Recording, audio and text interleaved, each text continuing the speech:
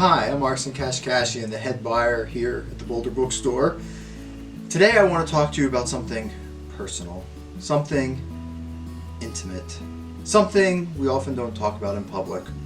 I want to talk to you about poetry. Now don't change the web browser, don't change the window. It's not going to be painful, I promise. So, poetry. Why poetry? Well, the most obvious reason is we're in the midst of Poetry Month. I've always not liked Poetry Month for a couple of reasons. One, I don't think you should only read poetry during April, and I feel like somehow it's pushing it into 1 month. It should be a poetry day every day. And the second is, why April? Now, of course, April, my guess, and I probably could figure this out, is April was selected because of the T.S. Eliot poem. And the poem, of course, is Wasteland, which just the title alone doesn't make you jump up and get all excited to celebrate. And then the section of the poem, it's the opening lines of the poem, and the first section of the poem is called The Burial of the Dead. So again, are we really setting the tone we want from poetry? Perhaps. So Eliot wrote, "April is the cruelest month, breeding lilacs out of the dead land, mixing memory and desire, stirring dull roots with spring rain." So he's really saying April, which we often think of as the beginning of spring, as a happy time, you're just stirring up hope for something that's going to die. And I think in some ways, I guess it's fitting, because poetry is often about how do we deal with complicated issues. And so in my personal life, I told you it was going to get personal. I studied a lot of poetry in college, and then I kind of stopped reading it when I got out of college. And about 14 years later, after I graduated, 9/11 happened.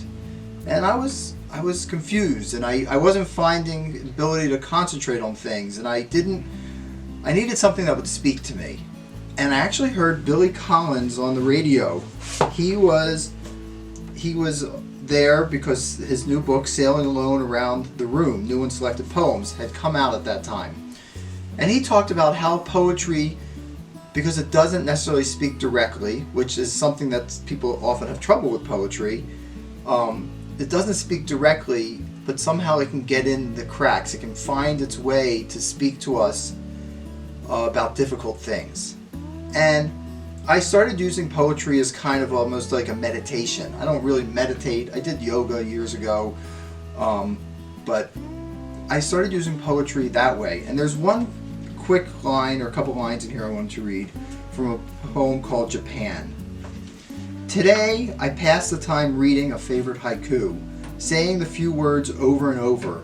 It feels like eating the same small perfect grape again and again. I walk through the house reciting it, and leave its letters falling through the air of every room." So again, he's kind of using like a haiku, memorizing little snippets. And I found that, I started by reading his work, but then I branched off, and I've pretty much been reading poetry consistently since then, finding little slices of lines that can speak to you. Sometimes my craving in poetry is often for what I would call like a narrative poem. Something where I can understand it, like a short story or something. But often poetry slips away. It eludes us. We can't quite understand it like a short story or an article or something.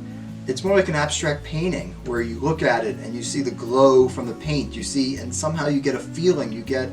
You feel in connection with the artist, and you can feel in connection with the poet. And so in these, I was going to just show you some of my favorite works, and we'll go from there. God knows where we'll go. Julia will figure it out for us. I like David Baker a lot. Never Ending Birds. And sometimes poetry can help us deal with things that are very, like I said, difficult, but also our human condition, that ultimately we're individuals seeking a community, but as individuals we have to deal with that, being alone. And so in this poem, in here, there's something I like very much. It's called Posthumous Man. "We rise each morning alone from the shape of our bodies in flannel sheets, burrow beside burrow, where we dream of running, bleeding, food, feral sex, each to his or her own outlandish nightlife. We walk in the world, we sip our coffee at a clean glass table, we love our child, then come to an edge where the world meets the soul, and the soul knows once more what it holds. So that we're all individuals, but we're often going through similar things, and that can bring us together, and I think poetry talks to that in a really nice way.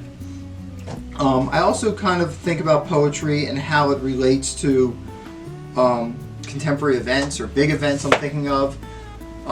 Natalie Diaz, this is a brand new book, Post-Colonial Love Poem, and we read this in the Living Poet Society, which is a book group that we run here at the store once a month, and it's always living poets, hence the term living poet. And we read Diaz recently, and I was struck.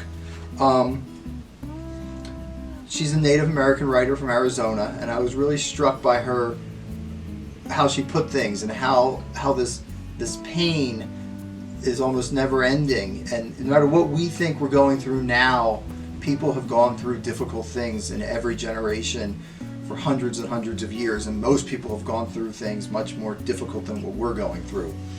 And so here's what she's writing about Native Americans.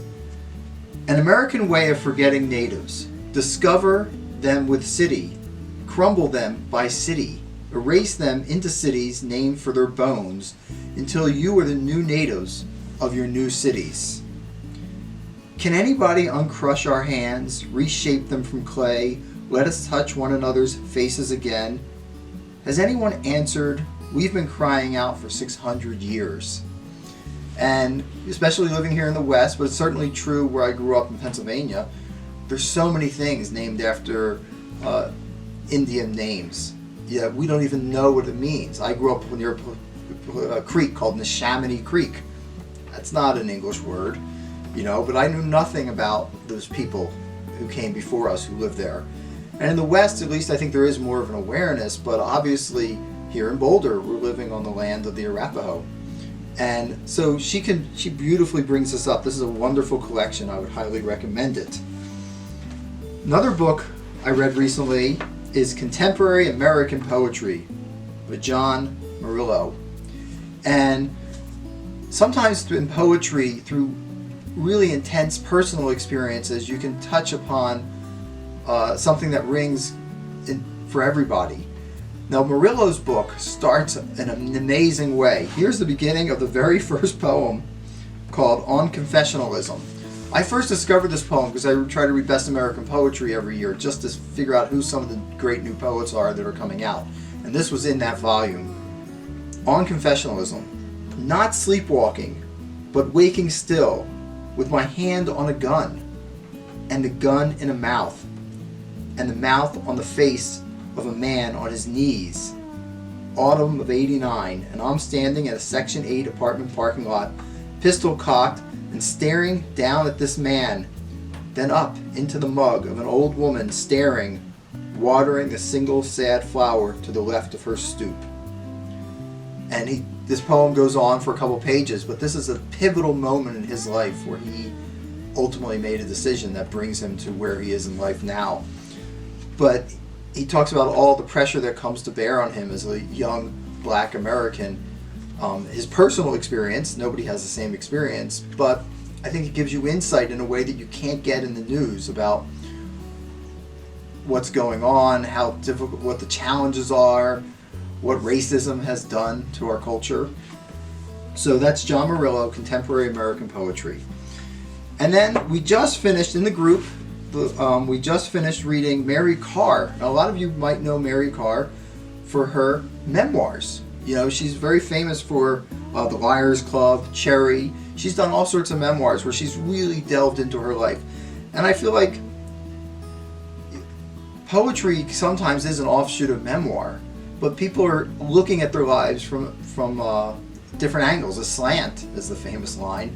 And sometimes they can reveal different things. Mary Karr's book is often a rumination in grief. And I felt it was very fitting for right now because as a society with COVID-19, we've gone through so much. And here's a piece of one that I particularly enjoyed, and just to give you a sense of how she comes at it. It's part of a a 20 suite poem that is actually called The Less Holy Bible. This is 10. Psalms, Carnegie Hall Rush Seats. Whatever else the orchestra says, the cello insists, you're dying. It speaks from the core of the tree's hacked out heart, shaped and smooth like a woman. Be glad you are not hardwood yourself and can hear it.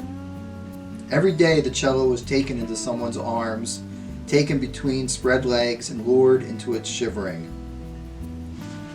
So, this is Tropic of Squalor. I thought we really liked this book. The whole group did. It's very interesting. She talks about all sorts of different things, but she really gets to the root of what it means to grieve.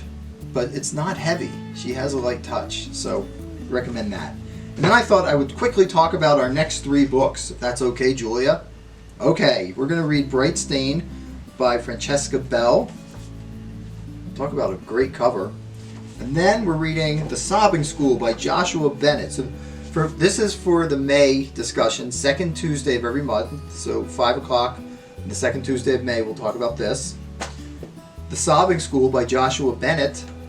That's another great cover. I don't know if you can see it, but the building is on fire as the kids are playing basketball in the foreground.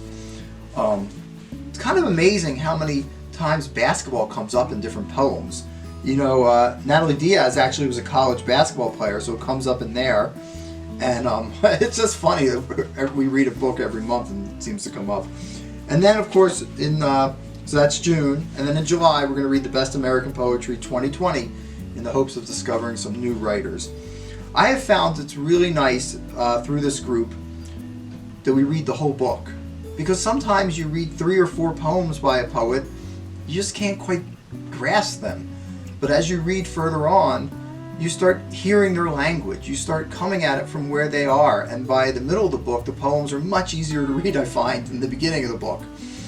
And so that's been a real eye-opener for me. Because I think when I left college and was kind of in the dark about poetry, I was trying to read a poem in the New Yorker or a poem in Harper's or one of those magazines. And one poem at a time is very difficult. So I would highly suggest that you pick up a volume of poetry, give it a shot, let it be your balm in difficult days, let it be your sunshine, and also there's also some great lighthearted poems out there too. So thank you for tuning in to our YouTube channel. I hope to see you at the Living Poet Society the second Tuesdays of the month. We're on Zoom, and enjoy poetry. Thank you very much.